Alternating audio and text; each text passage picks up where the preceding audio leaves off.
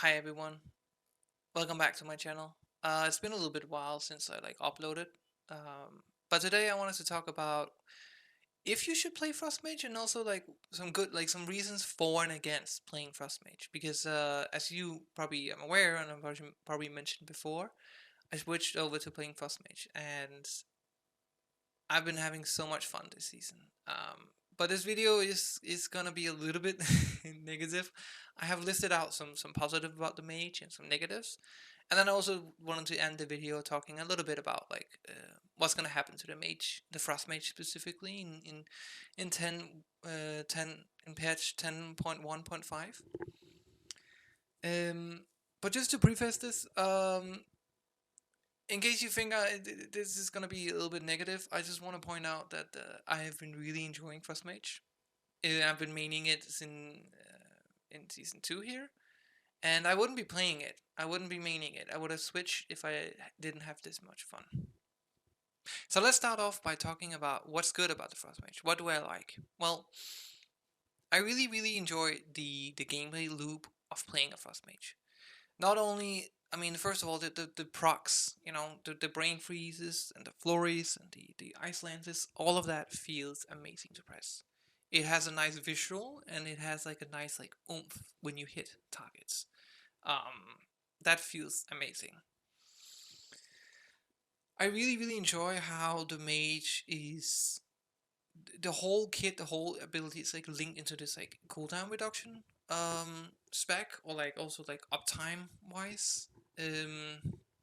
So you're using your ice lances, which is going to reduce the cooldown of your icy veins, which is going to give you haste, which is going to give you even more ice lances, as well as when you throw your blizzard down in AoE, it's going to reduce the cooldown of orb, which orb is going to give you more ice lances. So the whole thing works in a really nice cycle. Um, that's super fun, super engaging, and when you're playing everything correctly, when everything is going your way, it feels really rewarding and it feels really powerful. Also, some people might say that having a simple rotation would be a negative, but I actually would beg to differ. So, just to maybe give some context, I have been playing a lot of Hunter back in Shadowlands. That was my main for the most time, and Hunters are also really known for having a simple rotation. But what I learned from having a simple rotation, what I really like from that is the fact that for me it feels more like it's freeing me up so I can focus on a lot of more other aspects of the game. So I can focus on, maybe my defensive, or I can focus on helping out the tank using utility with slows or stuns or whatever I have. As well, it also gives you opportunity to use dungeon specific things such as the chains and Alfarius. Um, Having a simple rotation means that you can focus on a lot more other aspects of the game while still keeping up with your damage, and I think that is really freeing and really enjoyable. Another positive about playing a Frost Mage is the fact that there isn't really a scenario where you are bad in. You might not be the best in single target or AoE or cleave, but you're really good in each of them. So you're not gonna have a moment where you're thinking to yourself, "Oh, I wish the tank had pulled more, or he had pulled less, or he hadn't done this or that." You're really good at adapting to almost everything that throws your way. You have really good AoE, and you have sustained AoE, and you have really good single target. You're actually really great prio target. So you're really good on Tyrannicals. That's actually where I've really been enjoying the Frost Mage. And then as well, of course, good cleave, because all your ice lances are going to a different target as well. Um, I also wrote down here in my notes that the Frost Mage have potentially good defensives. The Frost Mage has a wide range of defensive. So it has an Absorb Shield, it has a 20% damage reduction, it has an immunity. Actually, it has two immunities because with Cold Snap you can reduce the cooldown of it. You have Invis and you have All the Time. And what I really like about specifically the last two of those is that you have a really interesting skill expression. where you can use alter time or invis to basically mitigate like 100% of all the damage you take. So another thing I'm really enjoying about playing as a mage is the Temple Warp, which if you don't know is a talent in the class tree, which give you basically another lust in between the 10-minute cooldown. You can press it one more time. So just give you yourself the bloodlust or the time warp. And it actually, for me, creates a really interesting gameplay loop where you're trying to get as many lusts as you can in throughout the dungeon. And it's not that unrealistically that you can pull off like between 5 or 7 bloodlusts, just like, between you and your party. Well, I mean, no, sorry, like your party won't get them. It's just you, but they will get like every other. And I think it's a really interesting take on a button that used to be just for other classes like shamans or invokers. It's basically kind of like become a button you press and kind of forget. You press it once and then 10 minutes later you press it again. So it doesn't. It has a huge impact, of course, but this feels much more fun in my opinion. It also like for me, I think it's super fun that you have to like calculate in like when are you like can you get a lust off and then also like reduce the cooldown enough on it because you don't have shifting power that does reduce the cooldown of it. Can you get like a lust in between when you actually have to use it again next time? Which I think is creating a really fun, like as I said, a really fun gameplay loop. And with that, we actually get to like my point here, last point here in the positives, which is that the mage for the most time is a really really fast spec to play. Personally, I've always really enjoyed the specs that like gets a lot of haste and like gets to like press their abilities a lot and like really fast. And the mage really hits that. Unfortunately, a lot of the haste doesn't come from gear, but it actually comes from the abilities, icy veins, and like bloodlust. But it's not unrealistic that you will hit like 90% haste, which feels incredible to play. And playing it properly and getting everything like going for you, you will have an incredibly high uptime on this. Now let's move on, because we also need to talk a little bit about like if you decide to play Frost Mage, what are you in for? What are the more negatives about playing this spec? And I have a few here. So let's start off with the defensives. I mentioned in the positives that the Frost Mage has a potential good defensives. So what do I mean by that? Well, as I mentioned before, you have some interesting skill expression, and you do also have a wide range of defensives. So as I said, you have the immunity, which is incredible. You can remove debuffs and bleeds and poisons and whatever you need. Great example is the first boss in Dragonflight, the rogue one that like throws that jumps around and like leaves a nasty blood on you, a dot on you. You can immediately pop ice block, and save yourself and the healer from having to deal with that, which is nerfing the fight in such a huge way, that is like unbelievable. It's really difficult to play on any other spec that can't do that after this. But your main defensives that you're gonna have to like use is ice barrier and mirror image. Mirror image is a 20% damage reduction, and 20% might not sound like a lot, and isn't. I mean, it's a fair bit. Like it will save you. The problem is that it's a 2 minutes cooldown, which is a really really long time for a 20% damage reduction. Um, an ice barrier, which I actually tested out, actually gives me a calculated to be around 23% of my max HP as an absorb shield, which again, that does sound a lot. But as a cloth wearer and as a mage, I don't have that much HP, meaning that most of when you're playing higher keys, most of the abilities would just burn your shield in like one hit, leaving you with your mirror image because the shield has like 30 seconds cooldown. Using mirror image as well as all the time, the point is that you will actually burn through a lot of your defensives really really fast, leaving you with almost nothing. The mage's defensives work really, really good against high impact damage.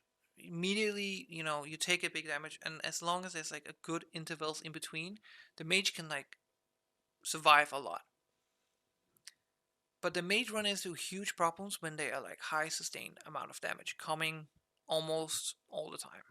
Specifically, Nefarious Lair with the mobs that like throw the stones at you will burn through one stone, will burn through your shield, and then all of your other abilities, leaving you with multiple times where you have like 20 to 30 seconds without any CDs.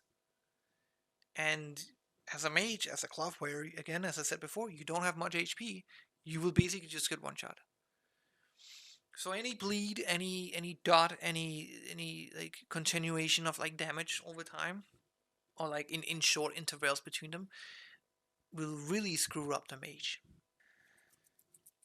The next, I would say, problem with the Frost Mage, I honestly think this is the biggest problem of playing the Frost Mage, and is also my biggest frustration of it.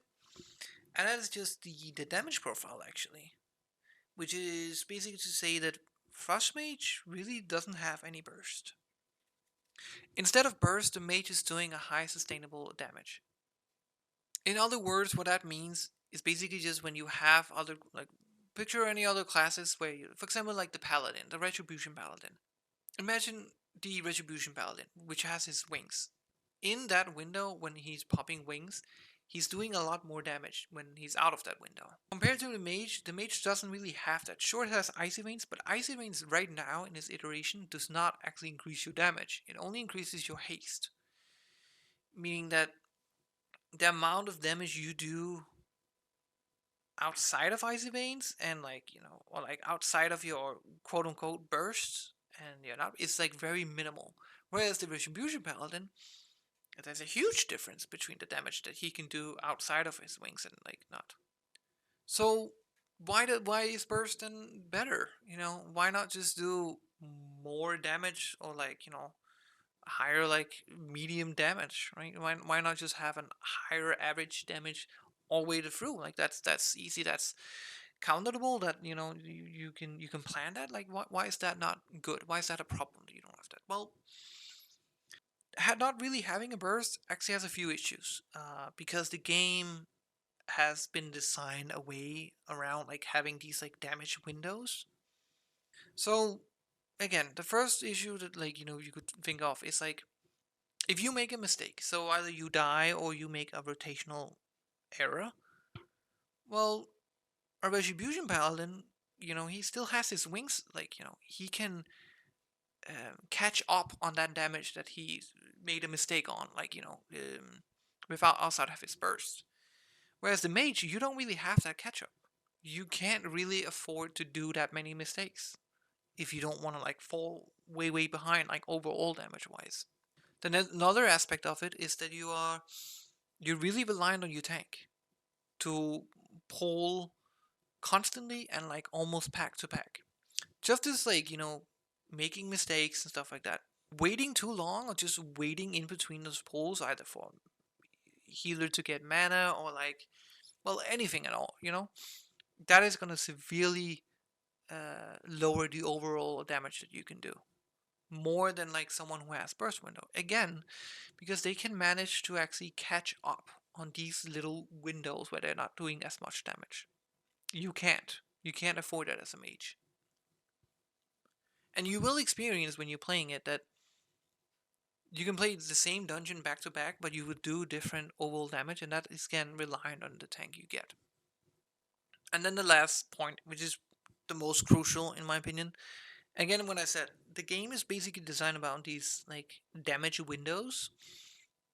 A good example of that is like if you imagine Burmak in the Uldaman, the second boss there, the totem boss. He basically has like a damage window where you have when his totem spawns, and then when he gets stunned and he take more damage. That's that window there. You want to have as much damage on the totem as you can because you want it to die as quickly as you can. And then you also want to get as much damage in on him in that stun window. Like that's where you want the damage to be. Outside of that, well, that matters actually less. Since the Frost Mage actually don't really do, like it has a like a burst, but actually just do the sustainable damage. They actually don't have much of a choice when like in these, like they don't have that opportunity to contribute to these like damage windows. And again, if you decide to hold back your cooldowns, you will also lose a lot of damage because you are reliant on you basically always pressing your icy veins as soon as you can all the time. Very rarely will you actually hold it. If you're holding your abilities, your cooldowns as a Frost Mage, you will, like, your overall damage will lag severely. And added to this, I guess it's a side note. The no burst was definitely the biggest negative. Adding to that, the next like little point of like negative against the Frost Mage, or I guess the Mage in general, is that Tempo Warp isn't its own individual button. Instead, is you pressing Time Warp again, which means that you create these moments where you have it up and you have it ready to pop it for yourself, but you can't do it because you need it in the next like 2 or 1 minute or whatever. You won't be able to have it up for when you actually need it for the whole party. Which again, like as well, also have situations. This is also like really important, like in raids, where if you don't pop Lost on pull for yourself, you lose out on so much potential damage. It's actually insane. Um, so having being able to like pop it off individual for yourself without triggering for everyone else would like greatly increase the Frost Mage's potential. And I really hope the Blizzard actually listen to some of the feedback that have been gotten from the mage community, because this is definitely on like top of like a lot of people's lost lists, that it's needed that like it becomes its own individual button. So let's do a little quick recap here. The positives about playing a Frost Mage is that there's basically, first of all, the rotation is really really fun. It's fun to throw your procs. It has a fun gameplay loop of like reducing your cooldowns and creating this sustainable like damage profile where you like can keep going all the time. You will like never stop. Um, Again, also there's no scenario where you're actually like a bad. You're good in single. You're really great in single target. You're really good at prio damage. You're good at cleave. You're good at AOE. You're not gonna experience a scenario where you are suffering or you feel really bad. It has some interesting defensives. The cooldown could definitely be reduced on some of them, and there are moments you suffer, especially if you're dealing with dots or pleats or any like ongoing damage. But you still have things like alter time and invis, where if you use that correctly, well, you can actually mitigate a whole lot of damage and make your healer so much more happy for you. um the biggest downside is just that it doesn't have a burst, and it can easily fall behind the other DPSers, and it's reliant on tanks and stuff like that. But if everything is going well for you, if everything is working out, Frost Mage is such an amazing fun spec to play. So with all that said, I also wanted to like end this video with talking a little bit about the future of the Frost Mage. Because we are actually getting a rework in 10.1.5 coming hopefully very soon. If you decided to play Frost Mage and you're worried about the rework, I would really rest assured that it really seems like it's keeping the core of what makes a Frost Mage a Frost Mage. Really, what it does is only going to make us better and actually going to give us a little bit of a burst, which, from the negative side, it's going to be really great. So let's get into this. So first on the class tree, let's talk about that. I think the biggest thing here is just that Rune of Power is going to be gone. Thank God. Controversial, I guess, but when I first started playing Frost Mage, I actually generally enjoyed Rune of Power. I thought it was an interesting skill expression where you could, if you put down your rune at the right time, and then you calculate when you have to move again, and you can put it down, you get a full like duration out of like 2 times. You feel really cool because, well, you did that and you're great. But then you play some more, and you just realize that there's also just a lot of the times where it's just out of your control. You can do a dungeon, you can put down your rune of power, and then 5 seconds into the pull, or 3 seconds, your tank can decide, well, you know what? He wants to go get more. So he just skedaddles, goes away, and you're left with a choice of like, well, do you freeze and DPS like 3 mobs, or do you? Well, no, you have to follow him, so you have to leave behind your rune of power. And there's a lot of situations like this, a lot of scenarios where you won't get the max out of your rune of power, and that just feels awful. So it being removed is actually gonna, we instead of like getting this, we're actually getting 15% damage buff all the time, which is great. But also, I think more importantly, it's actually gonna free up the mage's movement. With Rune of Power, I feel like this has been forgotten a lot, but Mage is one of the more mobile casters there actually is. And actually not being punished to use that movement, it's gonna be really, really. The only thing I'm a little bit worried about is that with Rune of Power gone, there's no longer gonna be a choice. It's just gonna be Encounter's Flow, which, if you're not aware, is a talent that increases the damage from 4% up to 20%, and like in like intervals between, which of course is very RNG reliant. So you can have like situations where you go into a pool and you have a 4% damage increase, contra you can go into a pool with 20% damage increase, and that is outside of your control. And that just, again, doesn't really feel that good when it's like you can't really control how much damage your initial like opener is gonna do. So I feel like we Blizzard should maybe look at like removing Encarter's Flow too, and then just give us the a little bit more damage increase on it. Another aspect we're getting an area barrier, so we will actually have this an ability to cast our barrier on our 4 teammates, which has a 2 minute cooldown, and it sounds great, but then, as I mentioned before, a barrier is actually not that much like absorbing. Um, so I don't know how crucial this actually will be. Of course, there's definitely gonna be times where a healer is gonna thank us for throwing in the a little bit of a soap shield for most people. But the thing I'm most worried about here is that if you're actually not aware, all the Frost Mage specs have different barriers. So the Frost Mage's effect is that besides absorbing, it will also reduce the movement speed of the attacker, which in PvE is almost completely useless. But if you have Arcane, Arcane actually gives a 25% reduction on the duration on harmful magic effects, which is immensely powerful and immensely useful in any PvE situation. So there is some barrier meta there.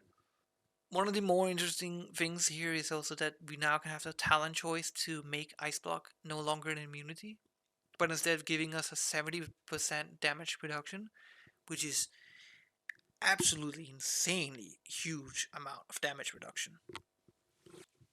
But it not being immunity anymore actually has a really big advantage, but also a really, really big disadvantage. So for the positive of that, we can now damage while using our ice block, which we couldn't before. Before you were completely immobilized and couldn't do anything. Now you can actually still do a lot of damage, which is, well, I know for a fact that on like raids, fights, and stuff like that, that popping into an ice block will severely like reduce the overall damage, as well as I mentioned before in the dislikes of the Frost Mage. Holding back or falling behind, you have a really hard time catching up. So this is actually really, really good for our like offensive and our overall damage. The downside of this, of course, is that it's no longer an immunity. So any bleeds or poisons or any dots or any harmful effects on us can no longer really be removed. So we need to like take that in consideration. I still think that like 75% damage reduction should suffice most dots, but it is definitely a thing to keep in mind that we are losing an immunity of this. And then the last, like, thing from the class is that we're getting a mass invis. Basically a rogue shroud we are getting, which is, I think it's really healthy for the game. It's a thumbs up. It's weird, these like utility things. Like, right now, rogue is the only one that has a shroud. It makes sense. A mage would have it too. Like, casting a spell that makes everyone goes invisible. Um, yeah, I think that's just gonna great. Like, it's gonna be more fun for the dungeon meta, like the routes that we're gonna make. So that's good. Now let's talk a little bit more interesting, a little more like no. Now probably like a little bit more interesting for the Frost Mage is the spec tree, of course. First of all, they're looking to remove the MILF rotation. That if you're not aware, it stands for the minimum ice lance. The F is just put there for shits and giggles, but this is great. I think every mage agrees, every Frost Mage agrees that we like to throw ice lances. That's what we like to do. So more of that, please. So they're gonna reduce the talent there that increases the Frostbolt's damage, and then also I believe they're increasing the Ice Lance damage as well. So we're gonna go back to a more traditional single target rotation that we are used to, and I think that's great. Now the big one. The big one is Icy Veins getting changed up. But now for the big one. The big one is that the Icy Veins is gonna get changed up. So now we actually, when we pop Icy Veins, first of all, it's gonna get reduced down to 2 minutes cooldown rather than 3 minutes. Great. I don't think there's any abilities in the game where 3 minutes doesn't feel super awkward to play. It feels like a lot of the game is designed around 2 minutes cooldown, 2.5. So that's great that it's getting like reduced. But now we're actually gonna summon a water elemental, which first of all has had its damage like increased a lot. I believe like 75% increase to its damage, and then it's also gonna like increase our damage to the target up to 20%. So it has a little bit of ramp up time. This is absolutely great for single target. It's gonna be so amazing, and I think it's gonna be really really helpful in like progression in raiding. I'm a little bit skeptical of AoE situations. Because the ramp up seems only to fit one singular target. That also like means that like if you have to, at some point in a fight have to switch targets, that's you're also gonna like severely be like hurt from that. But overall, it's gonna just give us more damage in our Icy Veins, which is really really great. So another thing they're actually gonna change with Icy Veins is they're gonna remove the talent Icy Propulsion, which is gonna which reduce the cooldown of Icy Veins with all your ice lances.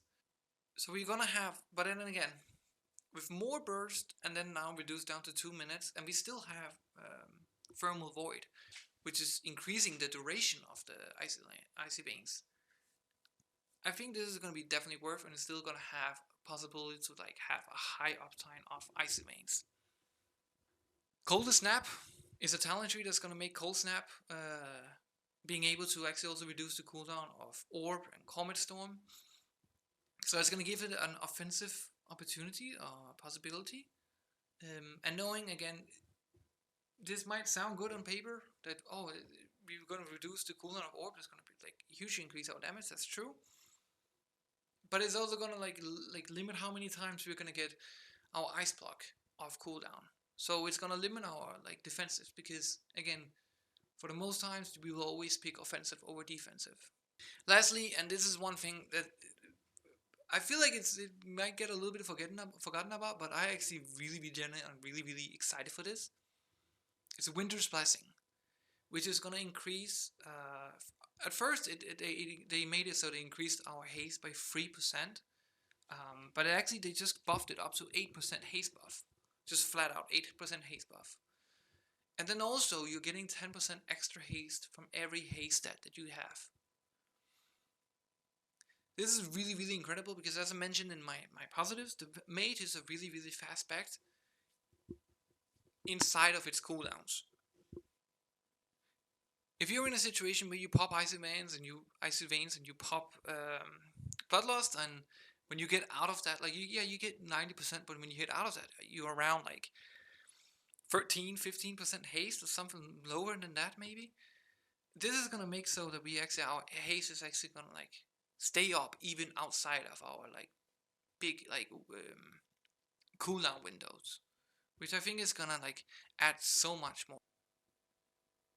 So yeah, with that said, I think right now the Frost Mage has some issues, but I think it's looking really good. I'm really excited for the next patch. I'm really excited to try out the rework. Um, I think the Frost Mage is gonna be really great next couple of weeks when the patch comes out.